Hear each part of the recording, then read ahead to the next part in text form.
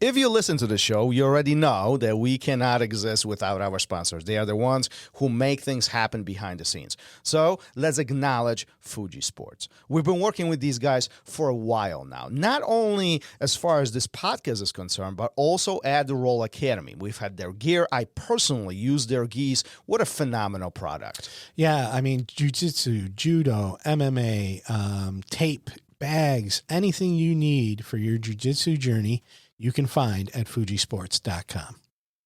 Let's talk RŌL TV.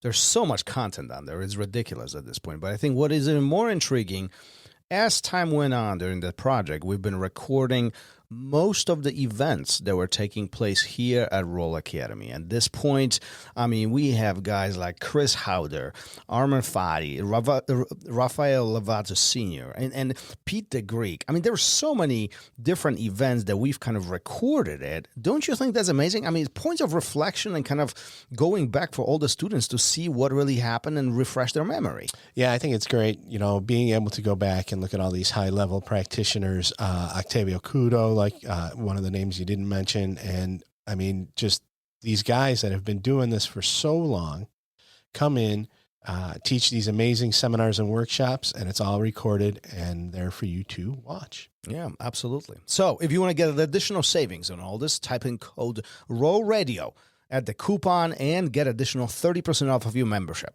Nice. Go to rolacademy.tv.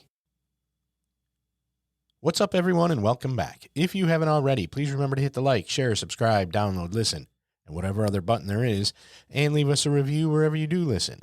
That ensures that we can continue bringing you the great guests and amazing content that you have come to expect. Today's guest has been in the fitness industry for over 25 years. He is a personal trainer, owner of his own fitness company, and a BJJ instructor. Steve McKinney joins the RŌL Radio to discuss longevity in BJJ, the importance of fundamental jiu-jitsu, letting go of the ego to prevent injury, the defensive mindset, and a ton more. Here's the RŌL Radio with the owner of Fitness and More Incorporated, instructor at Headnod HQ Brazilian Jiu-Jitsu, and Kyle Watson Black Belt, Steve McKinney.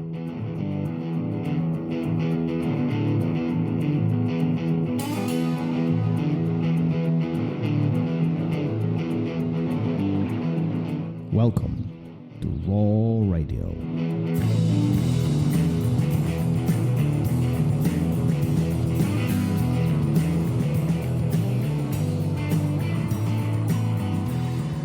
And we are live. Here we go. How are you, sir? I'm good. How are you? I'm great. Great. Nice. Yeah. Good to hear it. Yeah. All What's right. new? What's new? I don't know. There's a lot new. I got a funny Stuff at story home. for you. What's that funny story? It's like, well, I don't know if it's funny, but I mean, it's a story. So yesterday I brought lunch, right? Like, so it was a long day for me. So I brought lunch here and dinner and everything, whole stack with whole food. Yeah. Sitting on the floor here. I ate half of it, you know, and then my thought is like, okay, I'm going to take it home and I'll just have it for tomorrow, right? Less work, everything, you know, all set. Sure. And then guess what? I get home. And you ate it? No. What? I forgot my lunch. I left it here. Oh, well. So- Yeah, you're right. It's not a funny story. So now you got I it got today. no. Unless it's no, like, what you was it? can't. No, it was What was left outside the fridge. So No, what was it? You Want to hear something gross? no. Okay. Margaret would eat it.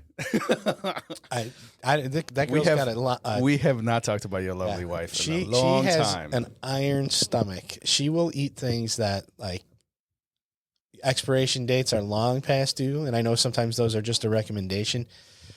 But man, I'm like, she's like, fine, throw it out, and I'll be like, no, okay, all right, I can see you're upset. I'll leave it there, and then yeah, she eats it, and she's fine. She is fine. So I don't, maybe. How would you react to that?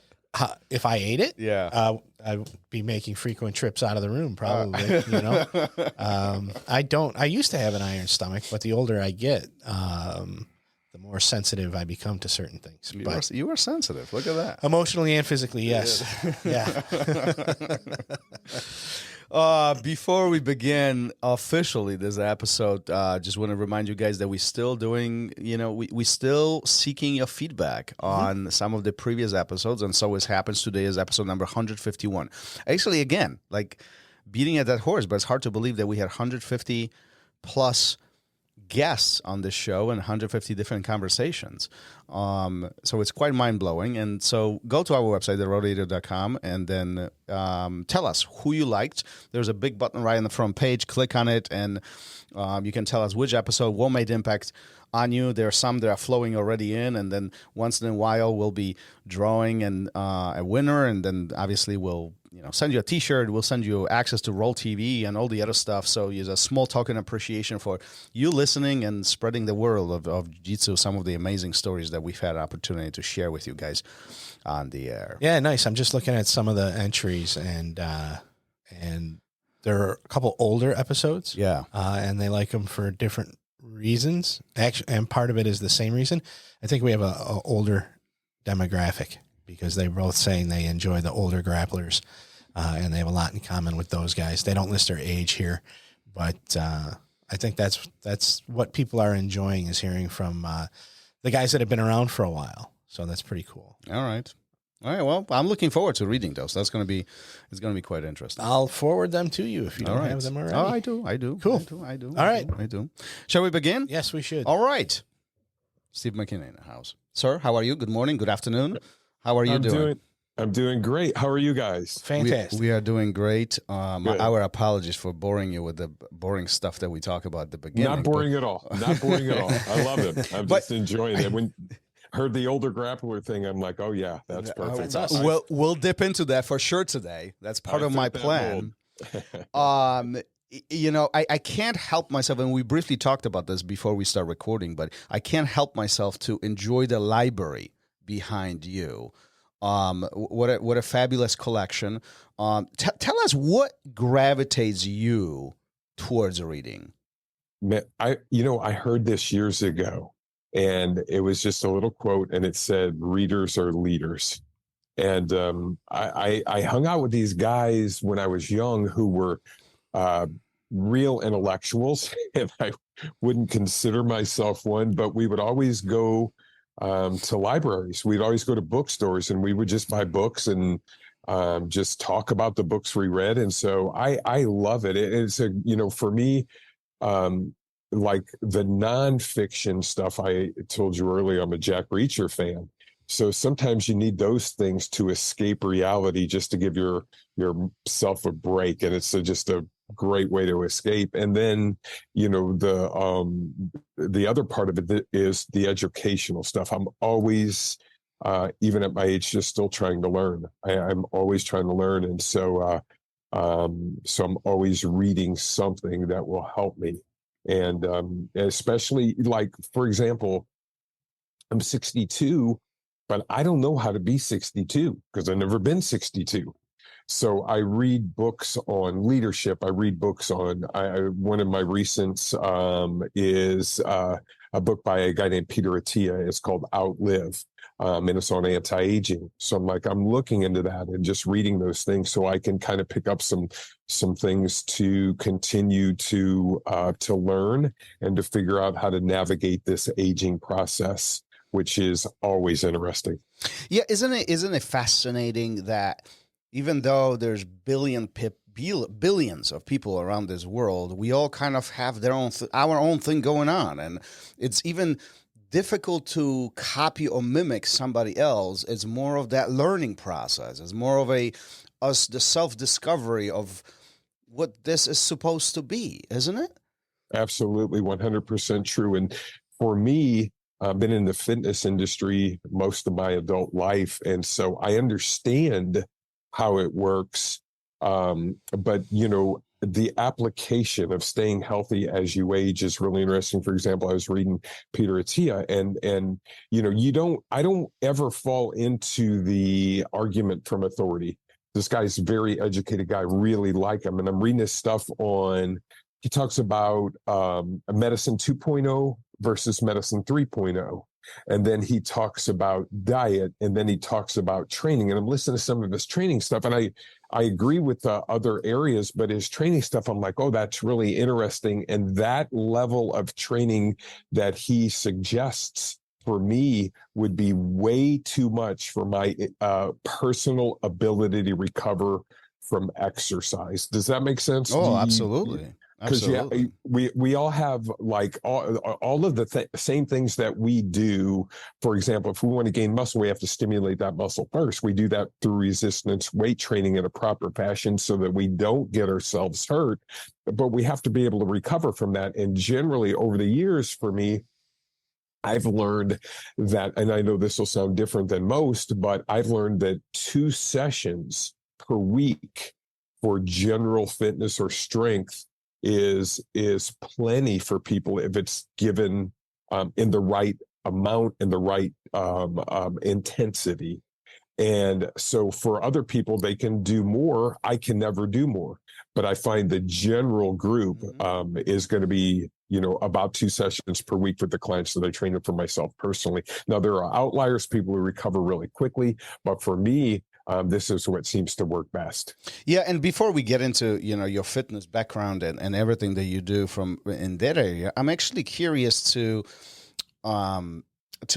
pick your brain a little bit on the simple fact of, do you think that we are oversaturated with information today? Like, So go ahead. No, because this topic comes up quite frequently from a jiu-jitsu perspective at the show when we have conversations. But anything from the books, anything from accessibility of data and information all across. I mean, everything is freaking on our phones, right? And it's like, so at some point, when too much is too much, how do we filter through this thing in order for us to become to gain some intelligence, right? To gain some thoughts, we need to limit the garbage, right? The chaos.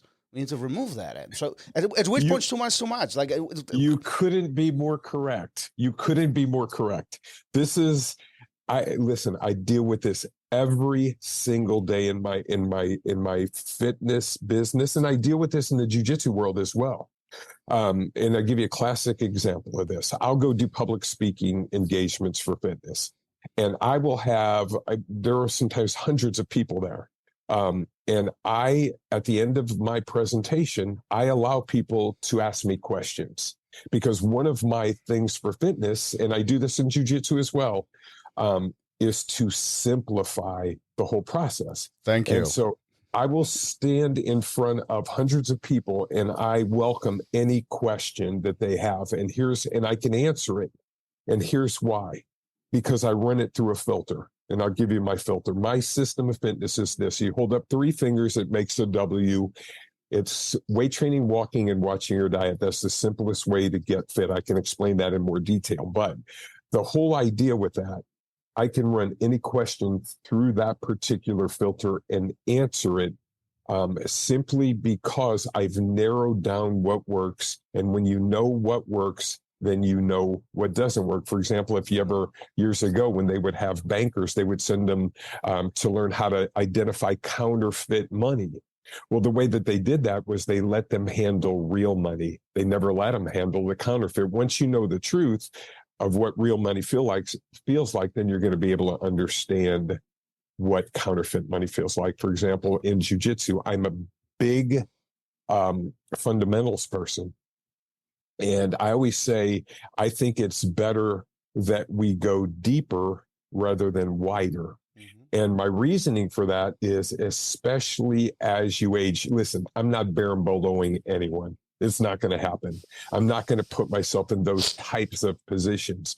But if I can get really, really good at my basic fundamental jiu-jitsu, and I can apply those things that work at a white belt level and keep working on them and then let them apply at a black belt level, I can keep myself safe and I can still be able to stay in the game. Does that make sense? Absolutely. 100%. Absolutely. I mean, it almost sounds like our daily conversations, Yeah. So there is something unquestionable behind one understanding, how this should work. That's one from a concept perspective, and then really sticking to the simplest way, not the easiest, but the simplest. And I think a lot of people misunderstand those two and they bleed them over. Simple does not mean easy. Simple meaning it's the complexities are removed, or at least understood to the point where it's smooth, right? And perhaps your interpretation is different. I'm curious. No. That's exactly my interpretation. I totally agree with that.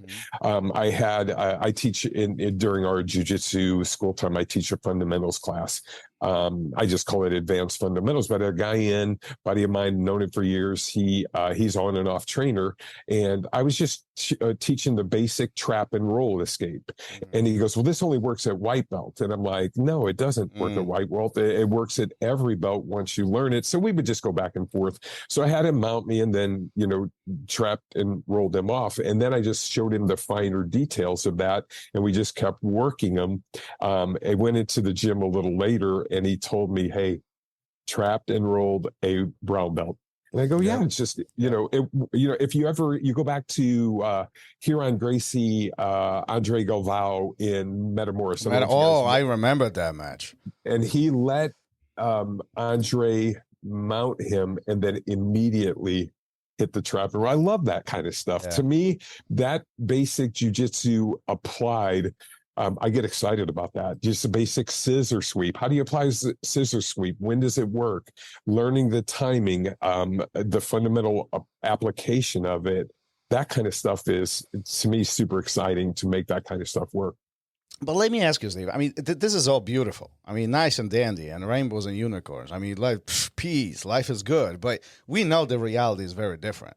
We know that we have brand new students coming in with perhaps some grappling or wrestling backgrounds, or maybe zero. They don't even know what jiu-jitsu is. And yet there is this guy standing in front of them with the black belt wrapped around his waist. And he's like, no, fundamentals are the key. No, they're not. I want to go invert. I want to do flying things. I want to break the speed of light, all the crazy stuff, because that's appealing. That's entertaining, right? And then again, we get on our what cool kids called it? IG. We get on the IG, we scroll, and then we get on a tube and whatever the cool kids call it. But listen, and like there's this conflict, I feel, that what truly works, the efficiency of jiu-jitsu, and then the entertainment part don't necessarily, at least today, they don't necessarily align.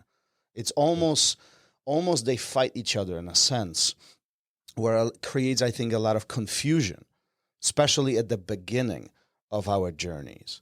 How do you break that into, or how do you explain that to a student? What is important and what really isn't? I think that's you're once again, you're 100% correct. You're correct in that.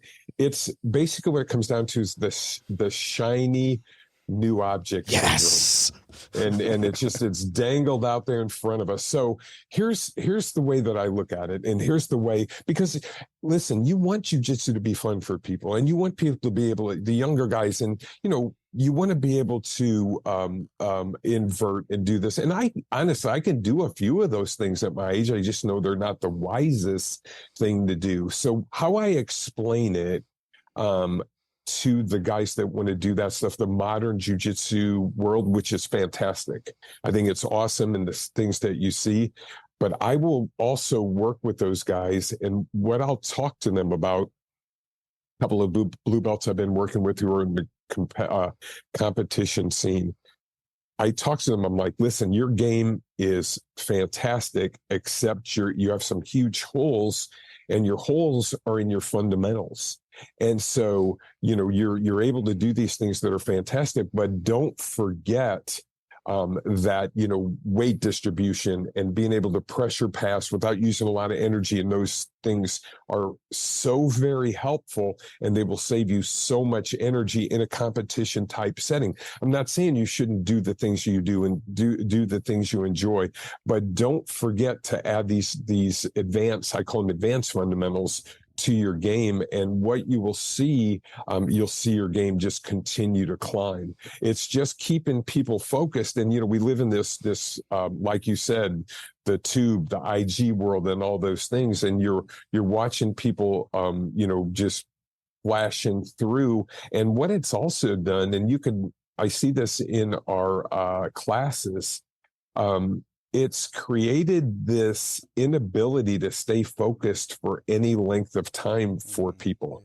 If you can't capture them and keep them excited within a, minute, 30-second window, they're staring off into space. So you have to be able to figure those things out, keep them entertained in the middle of it, yet still apply the basics to their game and show them how they work.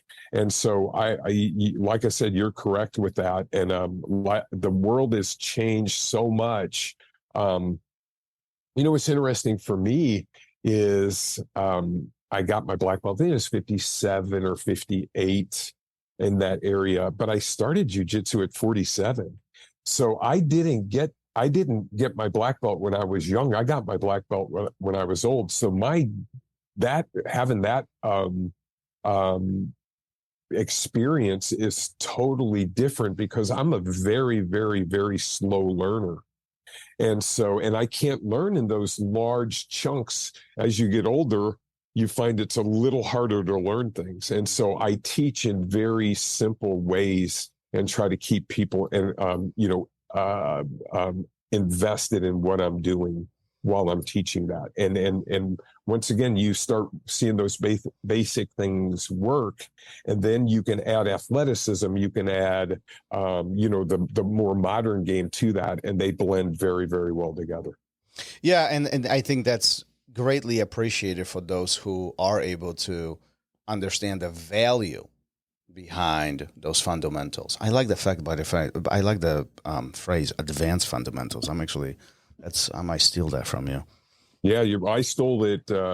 I stole it from someone else, so it's all free. But listen, so briefly, you mentioned you started in your 40s, you get your black belt in your 50s. This is definitely a later or a journey in the later part of your life. I'm curious, what got you started? It's actually, I got started. One of my buddies was a wrestler. His name was John. And he introduced me to the UFC. And so, gosh, this will really date me, but we went over a place called Dave's Movies and More, and we rented a VHS tape. VHS tapes. You guys remember those? Oh, yeah. And we watched the UFC, and then he started showing me some wrestling moves and showing me what was going on. That's really what started me. And then what I did was I bought the Gracie tapes. Remember the Horian and I bought those tapes, and I would just start watching those, and then I start teaching them to Josh and my older son Kyle, and we just started training like that. So that's what got us interested. So there was no formal training. This is all at home kind of self-education. That's where I started training. And then we moved over at about 47, 48. We moved over when Matt Hughes came into the Granite City area, opened a place called the Hit Squad. Yep. We started training there. Then my coach is Kyle Watson, who he's just a great guy. He's been on your show, I think, as well. And so we learned from him. For me, he was the perfect fit. He was a godsend for me. He was the perfect fit for me because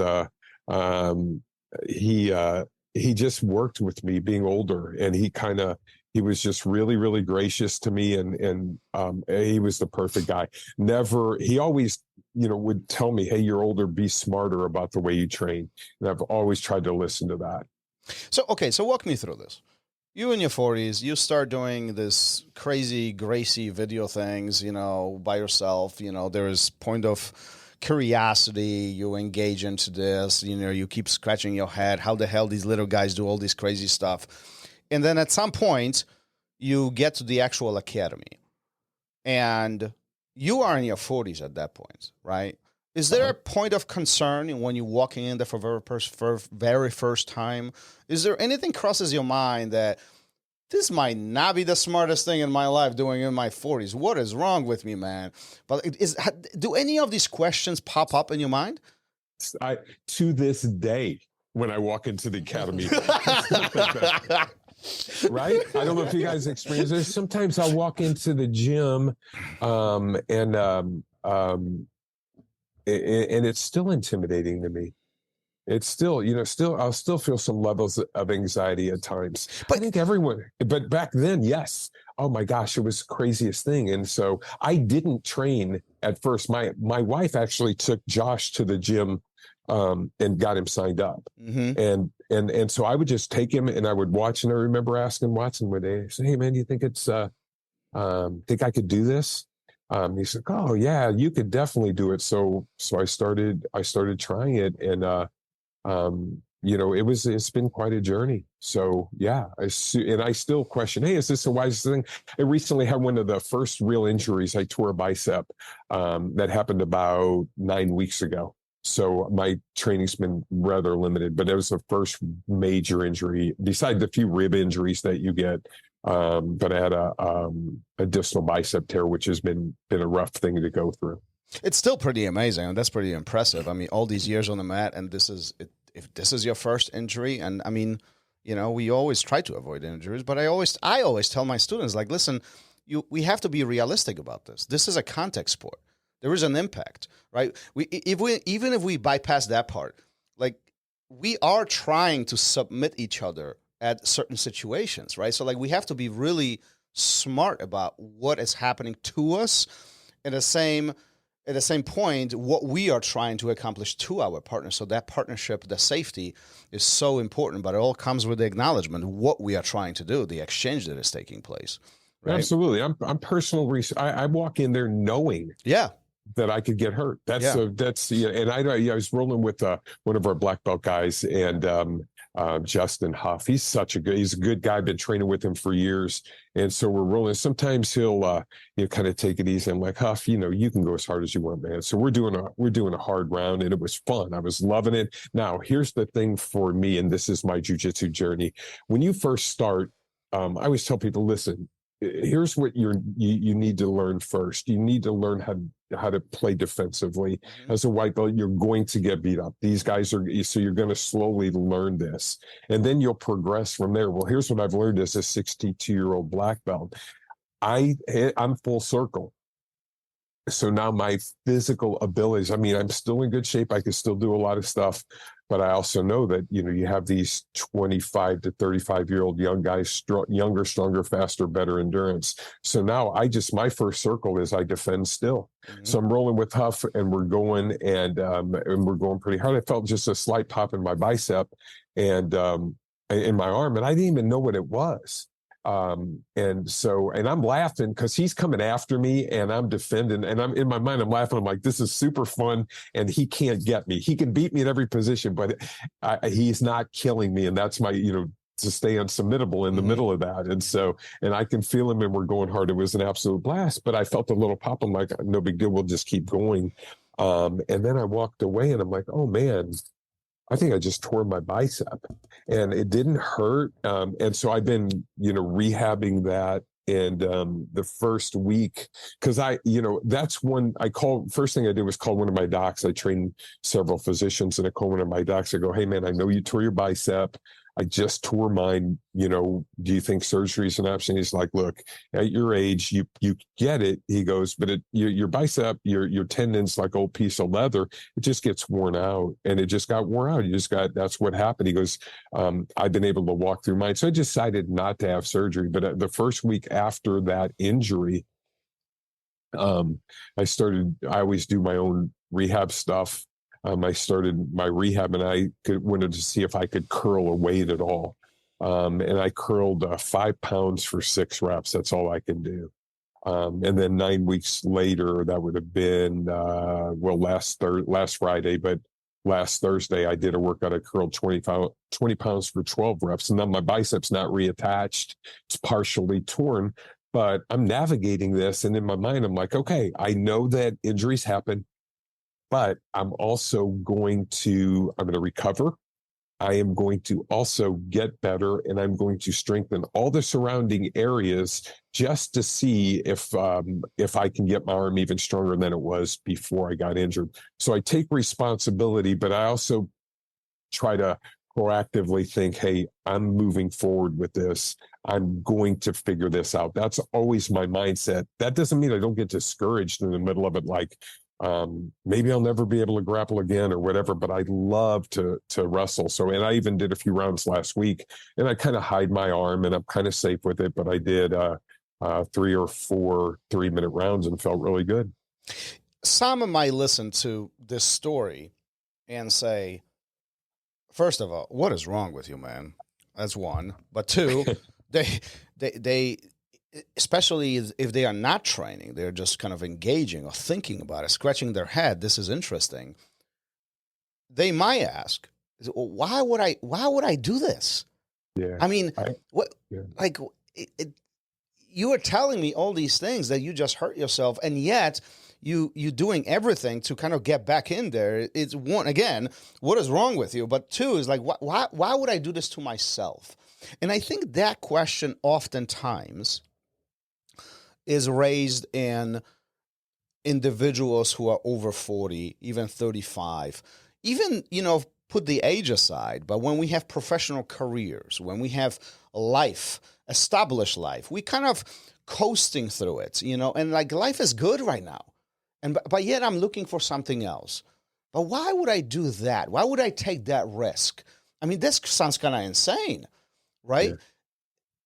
What is your train of thought on this? I mean, is this risky? Should people continue trying jiu-jitsu or, maybe not? Yeah, I look at that and I think, okay, 15 years of having an absolute blast, training with my son on a regular basis, training with young guys and having fun, building these relationships, speaking into their lives, being kind of a father figure, so to speak, to them, but also just loving training. I love training. I walked out after not training for 5 or 6 weeks. I walked out. I trained just very lightly, and I walked out. Here's what I thought to myself. I thought, you could offer me $1 million right here, right now, to never train again, and I wouldn't take it. Yeah, I would not take it. I love to train. I love the art. I love learning. And I'm going to tell you something else. Here's my take on it. I would say if you're thinking about training, to train, and here's why. If you want to anti-age, so to speak, and now you have to train correctly. Once again, I'm not a super hard training person. I don't use a lot of strength, force, and those types of things. I've learned how not to do that. It's one of the things I teach. You get hurt when the force is too great on your body. Now, there's a little background with the bicep thing that had a medical thing, and I'll explain that when I get to it. But here's my point. My point is, I believe that training jiu-jitsu keeps me young mentally. It keeps me young physically. It allows me to have self-confidence. When I go somewhere, I always just think, always aware of my surroundings. And I think, worst case scenario, something happens. I may not win, a battle if someone comes against me or tries to assault my family, my wife, whatever, but I sure have a chance. Mm-hmm. And I have a way better chance than if I would have done nothing in my life. And so I've always lifted weights. I trained, I played softball for a living. I did that for a long time. I've always been in athletics. And so, I think it's crazy not to train. I don't see it crazy to train. So to me, I just have a blast with it. Yeah. It's just so much fun. Yeah. I'll tell you a quick story, kind of very, very close to what you're talking about with this crazy, I don't understand people who don't train. And I often find myself in this position. And Gary and I were talking about this all the time. But like, I was having a conversation with somebody who does not train. It's one of my neighbors. And he was asking me a lot of questions. And he says, well, it sounds like this is a lot of fun. And I was like, I'll tell you what. Jiu-jitsu, in my mind, jiu-jitsu is the only activity, and I say this often, this is like one of the phrases that I use, but it's like jiu-jitsu is the only activity where you come in with a smile on your face, you get choked, you're still smiling, then you leave, you're still smiling, and then you're paying for it. And you don't find this anywhere else. But the trick is that unless you try it, you will never, ever understand that dynamic. And oftentimes I reflect on like the individuals who look at it, who watch it, they think about it, but they never ever give themselves the opportunity to even taste it. And I wish that they overcame those obstacles and they just gave it a shot, because their life probably would be very different just from a mental approach and just the perspective they have on life. Absolutely. Well, you made me smile just telling that story. So I'm smiling when you're telling the story of smiling. And, one of the things, too, when I teach class, and when older guys come in, I always tell them, hey, just listen to me. Don't listen to the younger guys when you first start training. Just listen to me. Come to this fundamentals class, because I'm going to show you and explain, and you're probably going to have some little, pulled muscles or something like that, or you're going to feel a little rough. But let me show you. The first thing you have to understand is it's okay to lose, and it's okay to tap. Those things are perfectly okay. And once you learn to do those things, and you learn to relax a little bit when you're training, and it's so hard to do when you first start training, but it's just going to you're going to see things so differently, and you're going to be able to enjoy it. Now, if you come in with the mindset of, I have to win every single round, you kind of know how that works. People, they don't stay around with that. Well, interesting part behind it is that either they change their mindset, or unfortunately they leave. And I've witnessed that so many times all throughout the years. But it's interesting because sometimes other students come up to you and it's like, man, he's crazy, he's going so hard and this and that. Like, yep, it's just one or two things will happen. Either they will adopt, or unfortunately, they won't continue, because that mindset is very hard to sustain in jiu-jitsu. So much pressure. Yeah. Well, yeah. Well, you said earlier, you called it, I think, the mindset of defense. And I was going to ask you more about that. And you just, I think, explained how you get people there, by telling them it's okay to lose, it's okay to tap, not use strength and stuff like that. But why is it so hard for us? Is it just because, and I'm talking about the older guys, the younger guys, I kind of get why it's harder for them, because they're young and that's what they do constantly. But why is it so hard for the older guys to be able to let go of that offensive mindset of the, I have to win at all costs mindset? Because that's when I see it all the time. That's when they get hurt, No question about it. And it's because we still think in our minds we're way younger than we are. Yeah. So, but our bodies aren't there. So I think, some of it, obviously it's, they always say, hey, leave your ego at the door. Yeah, that's great. But the truth is we want to win. We all do. For me now, when I'm rolling with people, my defensive mindset is it's still there. I still play a lot of the defensive game. But trust me, I still want to be able to win the rounds and go through. I love rolling with my son. I don't win much at all, but I still love, if I get a position or if I do something that makes him think, or, things like that. Do you think the concept of winning needs to change? Well, see, this right? is what we consider winning out there. Exactly. Is different than, what it was 25 years ago. It's not even that, but you hitting the gold mine, I think. It's like, I think we view winning, the word winning, the phrase winning, or the action of winning very differently. One, as our life unfolds, as we get older and go through our life journey, but two, from person to person, it is very different. I think there is this preconceived idea of, in jiu-jitsu, winning comes by submission. And that's rightfully so. It sources from fighting. I mean, jiu-jitsu originated as part of fighting, as part of defending yourself. And that often was viewed as part of that. Now, we have evolved since then. And I'm curious what you think about this, but is submission the ultimate win here? Not for me. Well, that's the point, right? This is what we're trying to kind of emphasize, right? Yeah. To me, survival is winning. I celebrate every little victory. Like maybe I'll roll with some younger blue belt who's super athletic.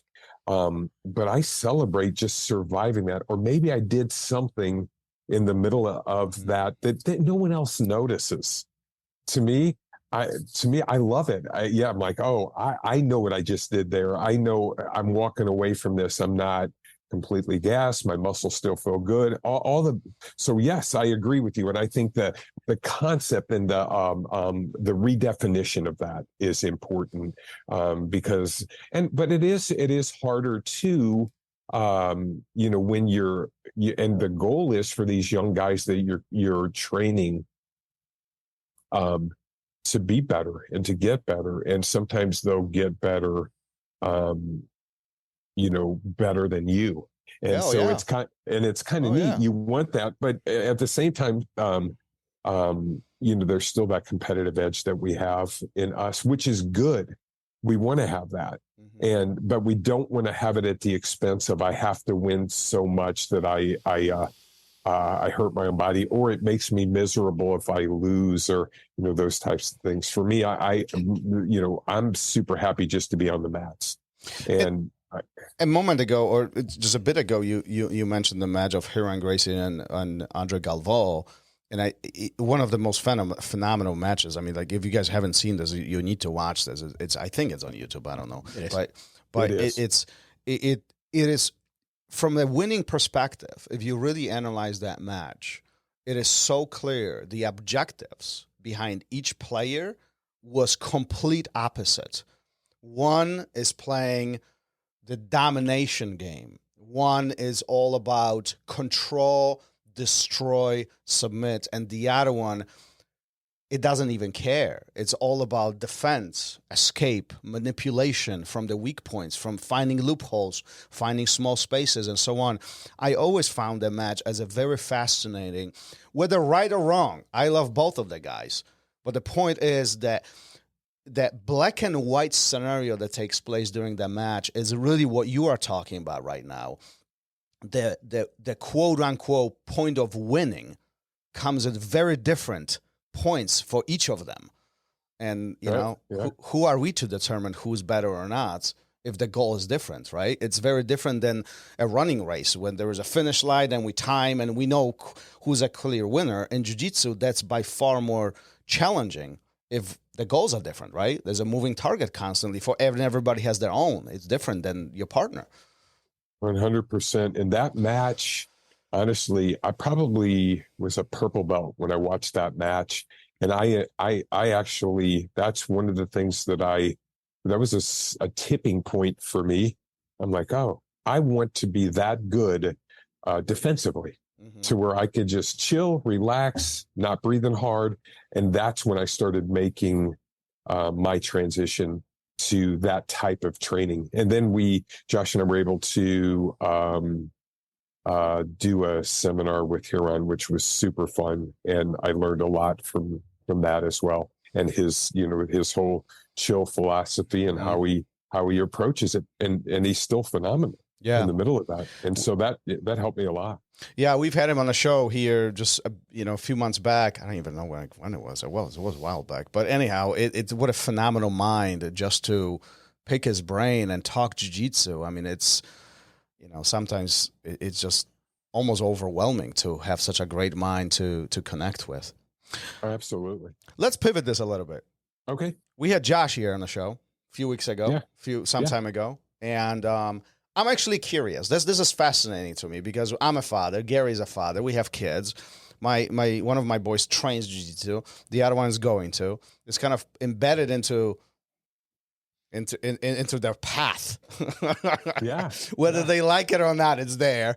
And I'm not the one to force the kids to do things, but it is part of my life. It is what it is, and they are kind of there, part of it.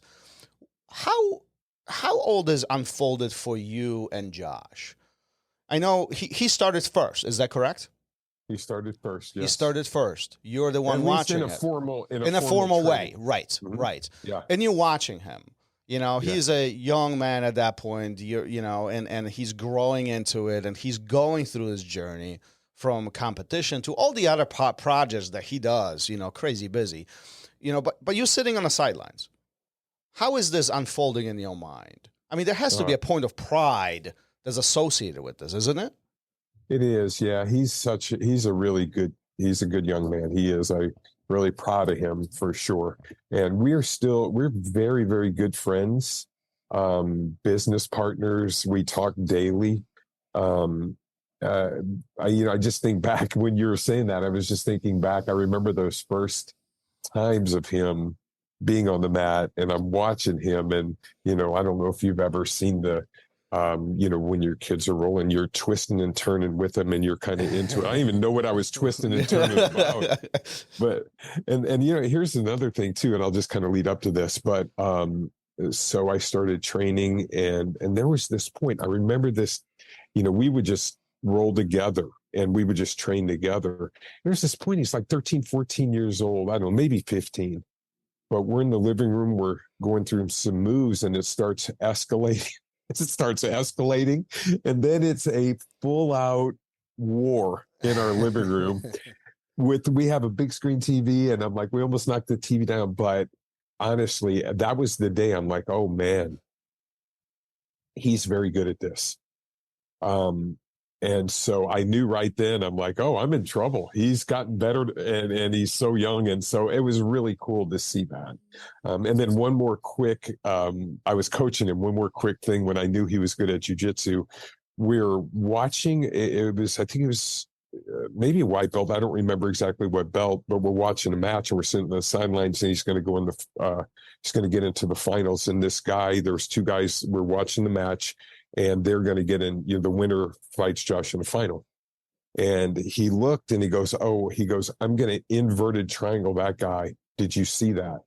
And I didn't see it. I didn't know what he was talking about. But he had seen something that I didn't see. And then he went out and finished with the inverted triangle. He had seen that pattern. And I'm like, well, that's really cool to have that gift. And so it's really neat to watch him grow and to be a part of that. And then with where he's at now and what he's doing now, it's really fun. It's just fun to see. And I was just talking to my wife about it. He was working on his studio all day yesterday while I was training clients, and I actually trained him and some other jiu-jitsu guys yesterday. But I just told her, I go, he works really hard. He's very diligent at what he does. And it's you're kind of seeing some of the success he's having from that hard work. We instilled that. That's what I've done my whole life, is just kind of, when you run your own business, you got to figure it out. You got to make it work. You got to come up with the ideas to make it happen. And so I wanted to give him that opportunity. He used to train with you guys familiar with Jonathan Thomas? John Thomas? Oh yeah. Yeah. And I did personal training with John for years. For a couple of years, he would come in, and then I would train him, and then he would go next door, and he and Josh would just drill and go through stuff. And that was a big part of Josh's journey. And I remember we were on our back porch, and we were talking, and John was talking about going to work, and these guys at work would make fun of him because he trained this jiu-jitsu, and he wanted to move away, and he wanted to make this his life, and they would make fun of him. And he would say, man, I'd look at those guys, and they're miserable at 50 years old. He goes, they're miserable. They hate their jobs. They hate where they're at. And yet they're making fun of me wanting to go do something different. And so when Josh and I talked about that, I told him, I go, look, I'll give you the option. You're welcome to go to college if you want, or you're welcome to pursue your journey. I will support you in either thing you want to do. I said, but once you make the decision, you go with it. And he's like, yeah, I want to do this jiu-jitsu thing. And so that's kind of I've always supported that for him, given him that option to be successful or to fail. And I walked through with him. And so where he's at now is really cool. To be a part of that is really awesome. And to see where he's going. And so, we work on our business daily. We just kind of continue to try to grow, both of us. I'm still growing at my age in certain things in my business as well. When all of this is happening over the last couple of decades, and you watch him grow and evolve with all of these projects and even jiu-jitsu itself. Do you ever think about it in a sense of this is going to be something in the future? Like, this has so much potential, and almost I have to step back and let him do him in order for this to really turn out to what it needs to be. 100%. Yeah. And I do that. I really do. We were having a conversation yesterday, and he said, "Hey, did you see Mark Zuckerberg is doing jiu-jitsu?" I'm like, "Yeah." He goes, I just want to keep working and building my podcast. He said, in 3 years, this jiu-jitsu thing's going to be huge. And he said, it's just going to continue to grow. So he's got this vision of what he wants to do.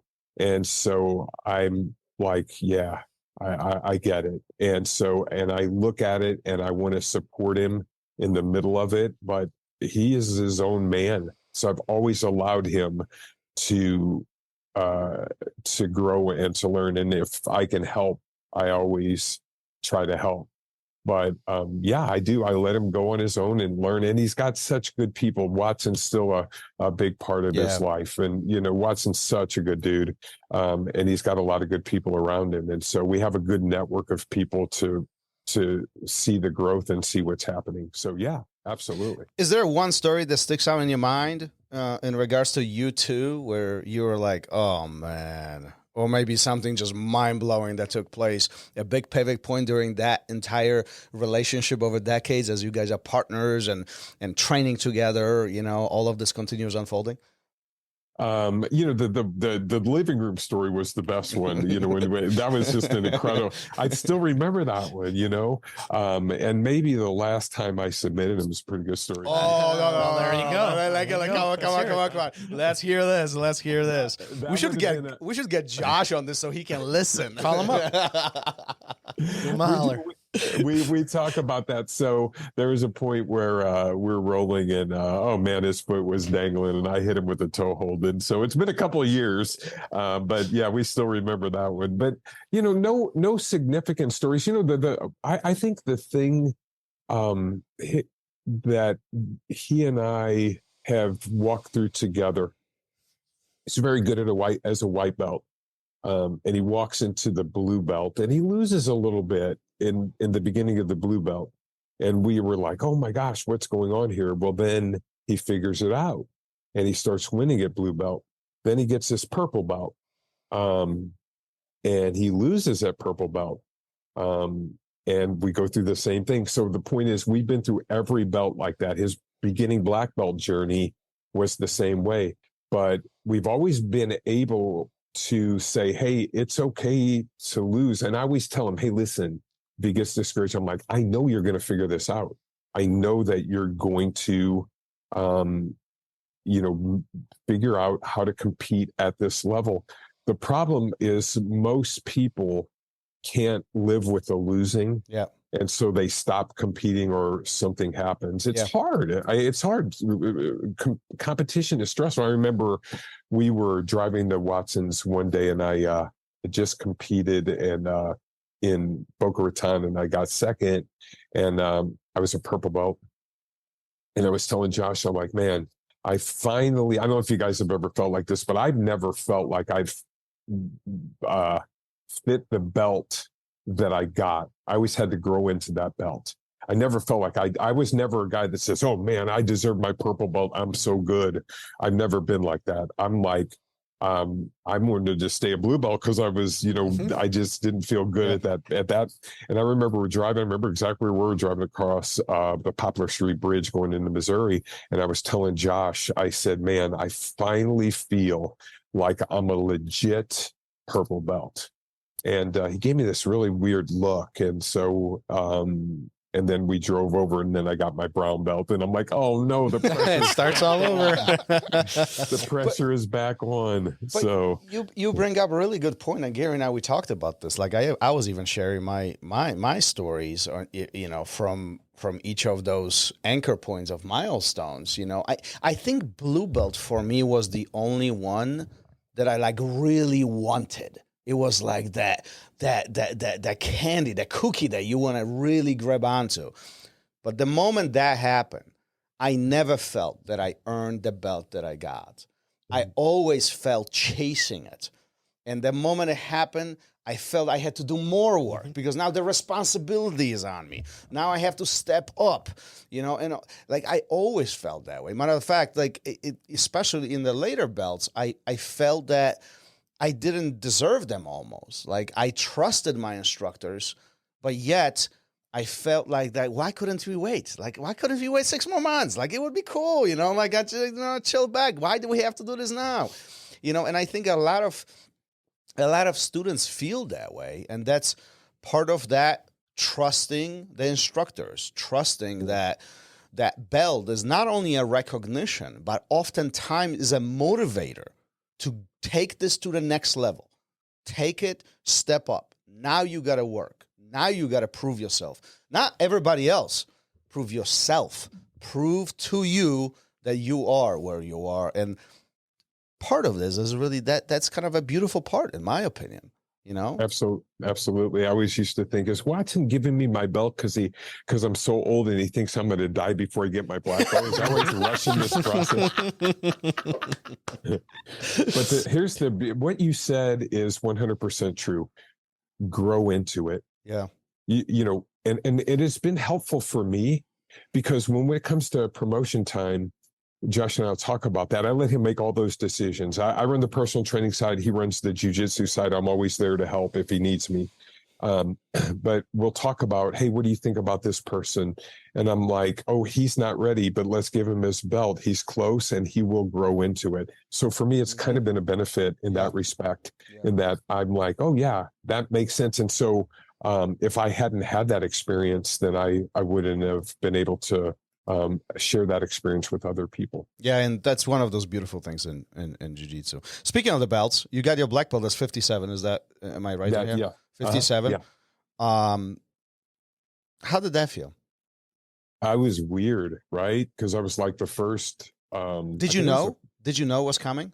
No, I didn't. Yeah. Walk me through the day. Walk me through the day. That's always a fascinating story for everybody. Walk me through the day. So we go to a camp. They have a big camp each year, right? And honestly, I was not even considering it. It wasn't even on my radar. I had no idea. And then at these camps, they do a belt promotion, and all of a sudden, Watson says, "Hey, I'm going to give Steve his black belt today." I honestly was speechless. You like the black belt speech. Mm-hmm. Yeah, I didn't have one. I didn't. I just it was the weirdest. It was really, really an odd feeling for me.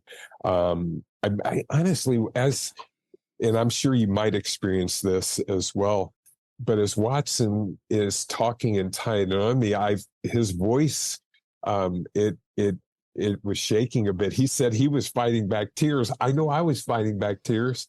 Mm-hmm. So it was so really just weird. It was a surreal moment for me. It was such a great honor, to be, recognized in that way. That's basically, it just happened unexpectedly. And, but man, you go through that and you start, I know for me, it was a flood of memories of back to that first day at the hit squad. And then here I'm 15 or so years later, getting a black belt.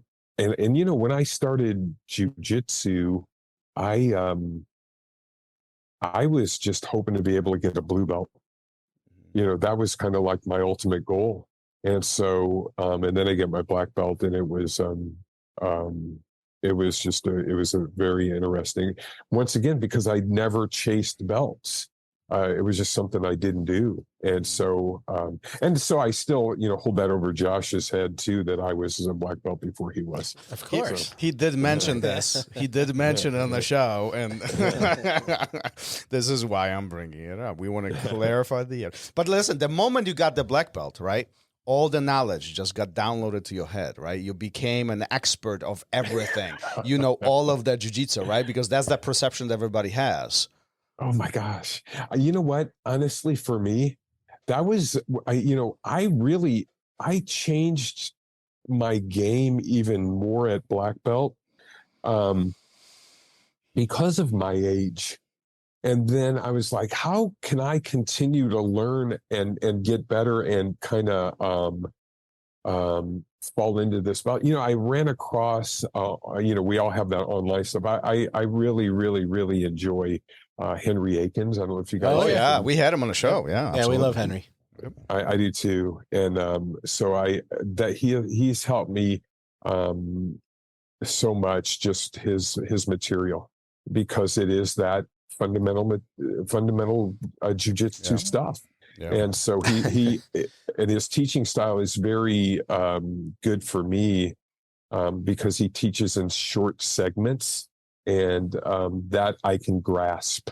Yeah. And so that was a big part of changing my game at black belt, is just learn. And I teach a lot of those concepts. Watson uses a lot of those concepts, as does Josh. They just, I don't know if you guys ever run across this, but you'll learn something and someone will have a name for it. And then you'll go, oh, like pressure passing. Watson's done that for years. Weight distribution, he's done that for years. They just didn't have a name for it. Josh does the same stuff. They make me carry their weight. And I'm like, now I have a name for it. So those concepts become real to me because I've experienced those. Yeah. So I at black belt, it's like you're super intimidated. And I see a lot of black belts to this day who struggle. They don't know a lot, and they want to try to hide that. And the fact is like, yeah, we're just black belts. There are things I'm still learning. There's things that I'm still not a black belt at, if that makes sense. There are certain positions like, I'm not a black belt at that position. Maybe I'm a black belt at this position, but I'm not a black belt at back control or whatever that case may be. And I think that's one of the biggest characteristics behind a true leader, is the fact of simply admitting, I don't know everything.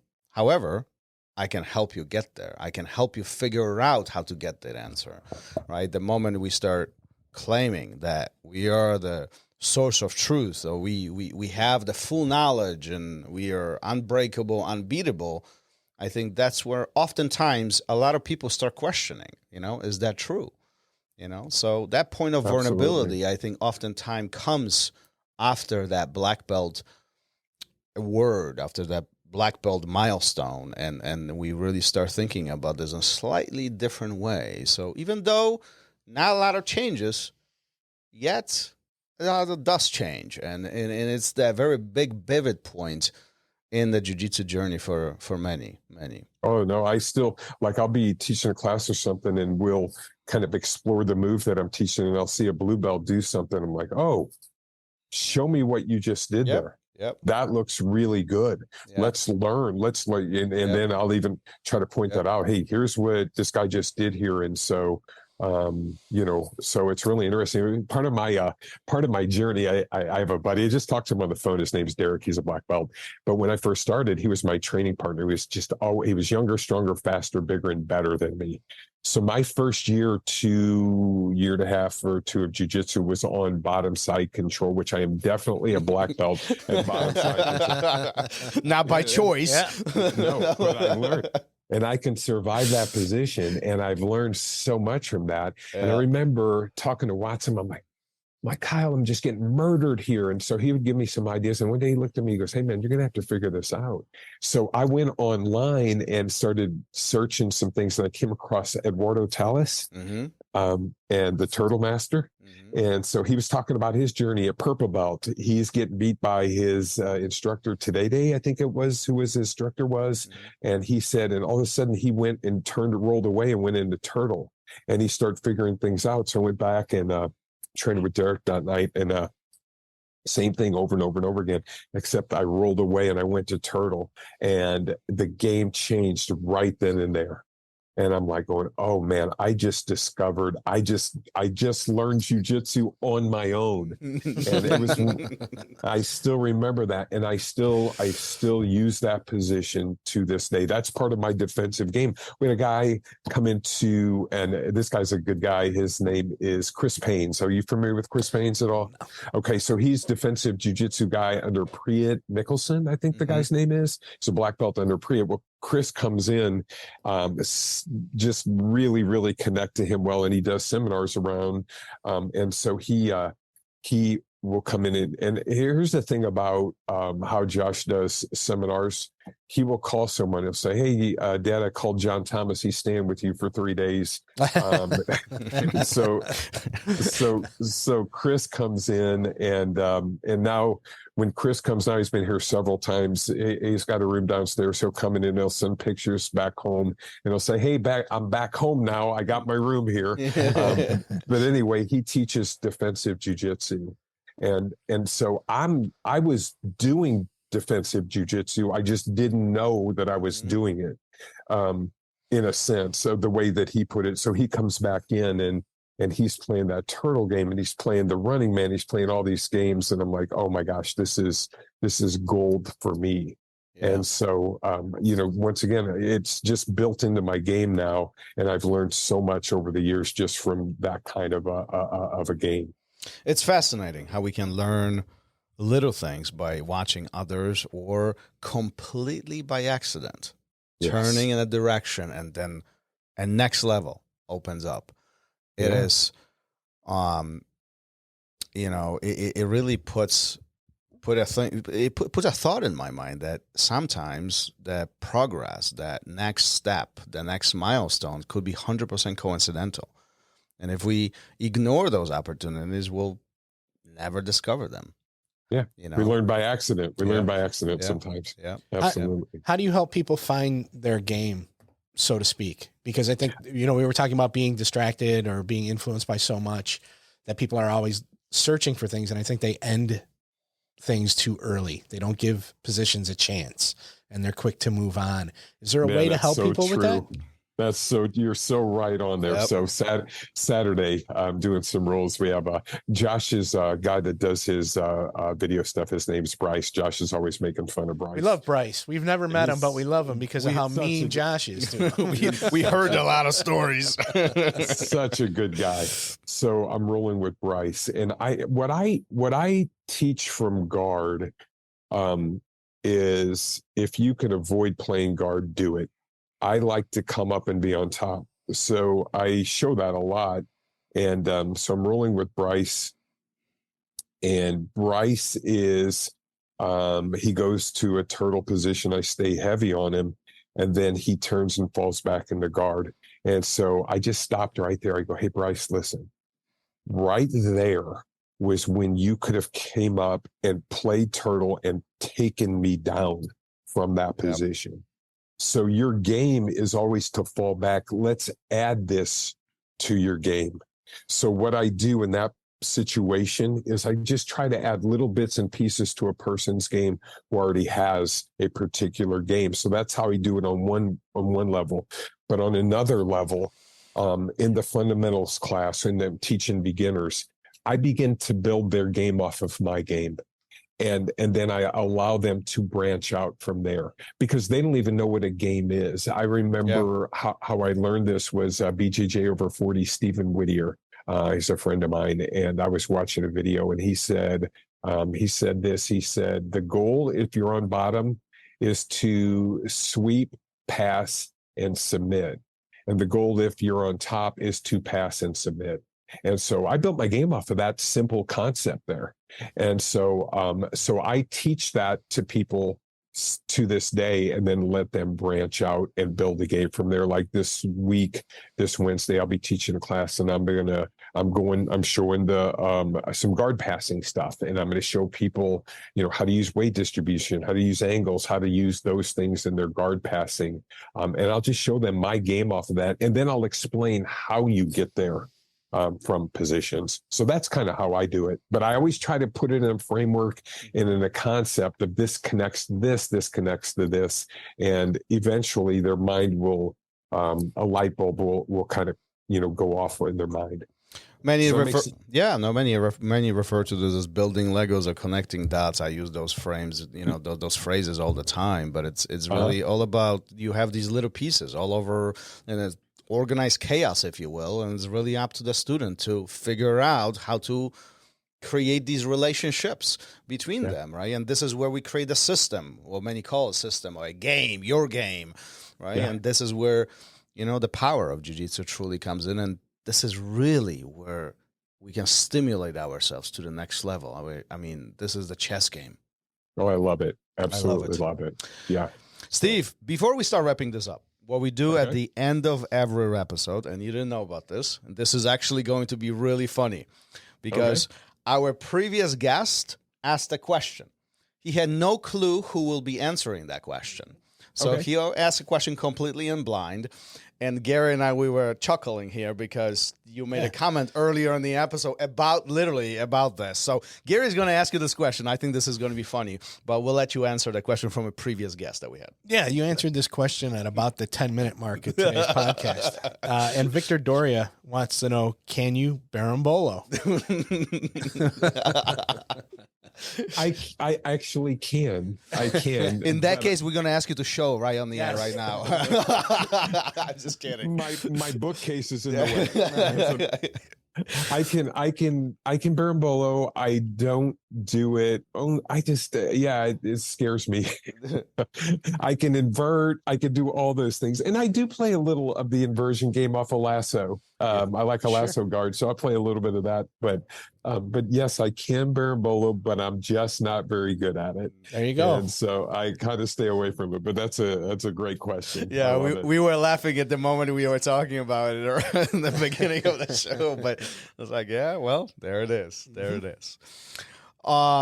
Steve, a lot of good information. I think we appreciate sharing your story. I mean, there's so much gold in there, that's this last hour or so, as you're sharing your journey, your story, your wisdom, and all your experiences. If anybody wants to connect with you, are you available online? Are you on social media? How can anybody reach out to you? Yeah, email steve@fitnessandmore.net, Facebook, Steve McKinney. I'm old, so I don't do much Instagram. I'm on there, Fitness and More STL, because I do a lot of personal training. I do train jiu-jitsu athletes. I have a super unique way to train athletes. It's different than everyone else's. And then fitnessandmore.net is my site. And then I have an online site, fitnessandmore.net/online. And so that's, I do live videos on training and things like that, on personal training there and nutrition and things like that.